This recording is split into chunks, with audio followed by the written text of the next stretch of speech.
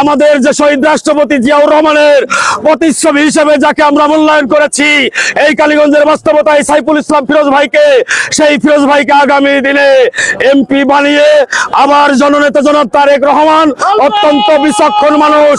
আমি মনে করি এখনো পর্যন্ত আমাদের দাবি, আমাদের প্রাণের আকুতি, আমাদের হৃদয়ের ভালোবাসা, ধানের শীষ, এই ধানের শীষকে আপনি আমাদের মাঝে সাইফুল ইসলাম ফিরোজ ভাইয়ের মাধ্যমে ফিরিয়ে দেবেন, এই আশাবাদ ব্যক্ত করছি। আপনার কাছে করজোড়ে অনুরোধ করি, শহীদ রাষ্ট্রপতি জিয়াউর রহমানের এই আদর্শ কোন বর্গী এসে হেফাজত করতে পারবে না। আর আমরা সার্টিফিকেট দিচ্ছি, এই কালীগঞ্জের 3 লক্ষ বড় মানুষ ধানের শীষের প্রতীক হিসাবে আমরা চিনি সাইফুল ইসলাম ফিরোজকে, ঠিক কিনা? আমরা সাইফুল ইসলাম ফিরোজ ভাই ছাড়া এই কালীগঞ্জের বাস্তবতায় কোন বর্গীর হানাদার বাহিনীর লটকিলাই বেশে এদেশে আবার 200 বছরের সেই ব্রিটিশের মতো নীল চাষ করে এখান থেকে চলে যাবে চাবুক মেরে, আমরা এটা মানতে রাজি না। এই